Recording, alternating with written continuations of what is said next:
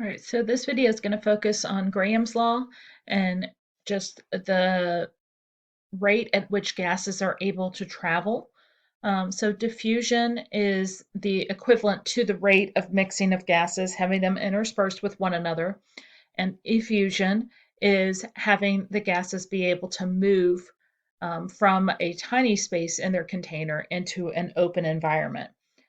So Graham's law is going to focus on that effusion piece, and it is basically indirectly proportional for a pair of gases to their molar masses. Now, their speed is going to be directly related to their rate. That's what the rate is measuring. And so if you think about that kinetic energy equation and root mean squared velocity, if you're comparing the two gases to one another, the only variables that would remain would be their molar masses. So taking the square root of the inverse of their molar masses will correlate directly with the rate of one gas compared to a second. And because rate is measuring the change, and in this case, the change in movement over time, when you're looking just at times, it would be directly proportional to their molar masses. The heavier your gas is, the longer it's going to take to effuse. The lighter your gas is, the less time it's going to take to effuse. So here we have a gas whose rate of fusion was measured to be 24.0 milliliters per minute.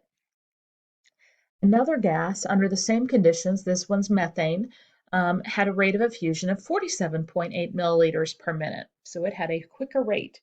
What is the molar mass of your unknown gas?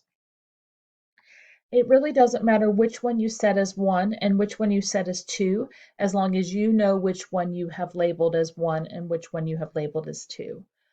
I'm going to let the unknown gas be 2 in this scenario because that way when I'm solving for my molar mass, I'm going to be solving for x over a number instead of something over x.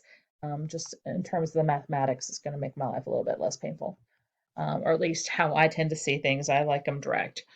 So I'm going to take the rate of gas 1, which was my methane, and divide it by the rate of my unknown gas, and then I will set that equal to the square root of those gases' molar masses once they have been inversed. So methane, 1 carbon, 4 hydrogens, has a molar mass of 16.05. And so if I do my math through and I take the square of both sides of my equation and then multiply by 16.05, I get that the molar mass of that second gas was much heavier, which would make sense given it was not able to travel as quickly, 63.7 grams per mole. So if it took 12 minutes for 1 liter of argon to effuse through a porous barrier, we want to know how long it would take 1 liter of nitrogen to effuse under identical conditions. So we're looking at the times and we have the same amounts. So we can either do the rates and divide it by the time, or we can just use the relationship that we know that time, how long it takes for the gases to effuse, is directly proportional to the square root of their molar masses. So in this case, because I want to know about nitrogen, I'm going to, well, I guess I didn't, sorry. We're going to let nitrogen be gas 1, and we're going to let argon be gas 2.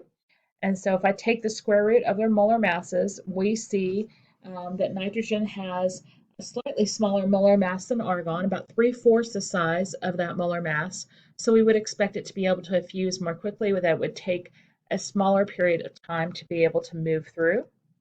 And when I get rid of those units, I take the square root of my molar masses and then I solve for x. I get that it was slightly less, it was only 10 minutes.